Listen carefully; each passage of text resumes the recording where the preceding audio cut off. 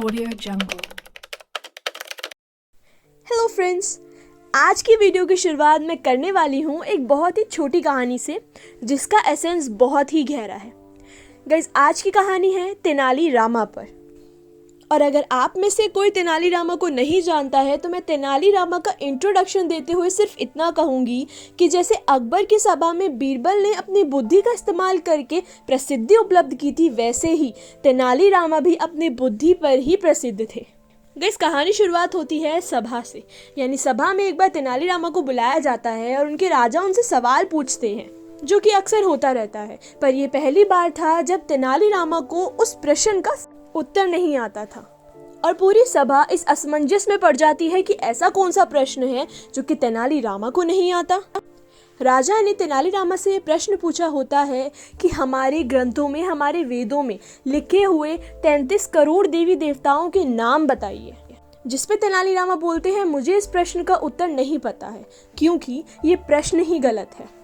तेनाली रामा ये साफ शब्दों में कहते हैं कि अगर आप मुझसे 33 प्रकार के देवी देवताओं के नाम पूछेंगे तो वो मुझे सारे याद हैं। जिस पर तेनाली रामा प्रश्न को ठीक करते हुए बोलते हैं कि राजन, जब हमारे वेद, हमारे ग्रंथ संस्कृत से हिंदी भाषा में लिखे जा रहे थे तो बहुत सी ऐसी गलतियां हो गई हैं।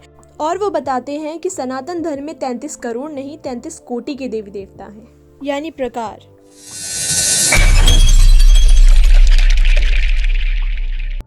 गाइज, मिथ बस्टिंग का ये सिर्फ एक पहला पार्ट था और मेरा स्टोरी सुनाने का सिर्फ इतना सा एसेंस था कि ये आज की बात नहीं है। आज ही लोग इस बात पे बहस नहीं करते कि आपके 33 करोड़ देवी देवता हैं, आप उनको याद कैसे करते हैं, आप किन किन की पूजा करते हैं। इस बात पे बहस, इस बात पे मजाक बहुत पहले से उड़ता आ रहा है हमारा। इन गाइज, एक्चुअली में बहुत ही कम लोगों को पता है कि हमारे सनातन धर्म में 33 करोड़ नहीं 33 कोटि के देवी देवता हैं। गाइज, कोटि शब्द संस्कृत का शब्द है जिसके दो अर्थ होते हैं। पहला होता है प्रकार और दूसरा होता है करोड़। जब संस्कृत भाषा से हमारे सारे ग्रंथ हिंदी भाषा में ट्रांसलेट किए जा रहे थे, अनुवाद किया जा रहा था, उस समय संस्कृत भाषा के कई शब्दों को हिंदी में गलत उतार लिया गया था, जिसकी वजह से आज तक हम उसको 33 करोड़ समझते आ रहे हैं, जबकि वो 33 कोटि यानी 33 प्रकार के देवी देवता हैं, जो कि 4 कैटेगरी में समराइज किए जाते हैं: आदित्य, वासु, रुद्र एंड अश्विनी कुमार। गाइस, ऐसी बहुत सी चीज़ें हैं जो सनातन धर्म पहले से बता चुका है और जिसकी खोज साइंस में आज तक चल रही है, जिसके न्यूमरेबल एग्जाम्पल्स हैं।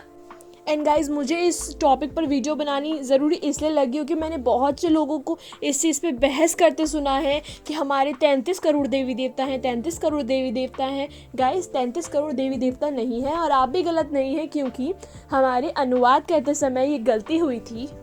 वे सनातन धर्म, सनातन शब्द अपने आप में एक बहुत ही पावरफुल वर्ड है, क्योंकि सनातन का मतलब होता है इंग्लिश में eternal, which means the thing which never and which never start. यानी कहीं ना कहीं हमारा सनातन धर्म law of conservation of energy को रिसेंबल करता है। और सिर्फ law of conservation of energy नहीं, सनातन धर्म बहुत से ऐसे साइंस के लॉज है जिनको रिसेंबल करता है। वेदों में, ग्रंथों में बहुत सी जगह पे वो पहले ही बात कर चुका है।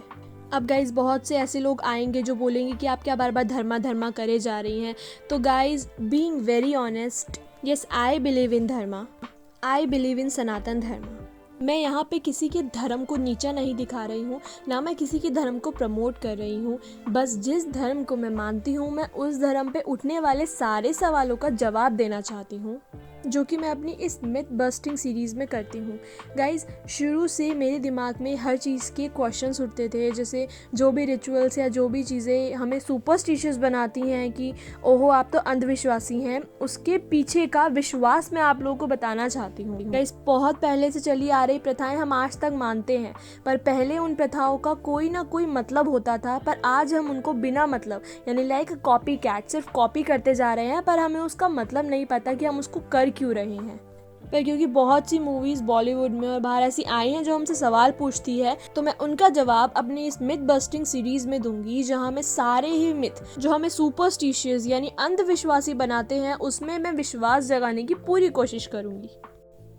फ्रेंड्स, पहले हमारे पास गुरुकुल प्रथा थी जिसमें हमें बहुत कुछ सिखाया जाता था, पर ब्रिटिशर्स की मेहरबानी से हमारे पास अब वो भी नहीं बची है। गाइस शास्त्रों में लिखा है हमारे कि शिक्षा का मतलब श्रमिकता प्राप्त करना नहीं है, यानी लेबर वर्क करना नहीं है। शिक्षा का मतलब है सीखना, जिससे कि आप अपनी जिंदगी को बेहतर कर पाएं और व्यवसाय कर पाएं। अब गाइस बहुत सी चीज़ों से हम अंधविश्वासी बनते हैं, जैसे आफ्टर मैरिज लेडीज़ को पायल और बिछुए पहनने ज़रूरी हैं, पर क्यों? काली बिल्ली का रास्ता काटा जाना अपशगुन क्यों माना जाता है? घर की बुरी नज़रें नींबू और मिर्ची से ही क्यों हटाई जाती हैं? ट्रांसजेंडर्स का हमारी सोसाइटी में कितना ज़्यादा इम्पोर्टेंस है? एंगेजमेंट के टाइम पर रिंग फिंगर पर ही रिंग क्यों पहनाई जाती है? पहले गुरुकुल पद्धति के समय बच्चों को नीचे ज़मीन पे बिठा के पढ़ाया क्यों जाता था? क्यों नदियों में सिक्के फेंकने से मन्नतें पूरी होती थी? एंड गाइस बहुत से और भी ऐसे सवाल हैं जिनको हम कर रहे हैं, पर जिनके पीछे का हमें मतलब नहीं पता। तो चलिए आज से आप और मैं, हम दोनों मिलकर इन सारे सवालों का जवाब ढूंढेंगे, ना सिर्फ मैथोलॉजिकल बल्कि साइंटिफिक रीज़न के साथ इनका आंसर देंगे।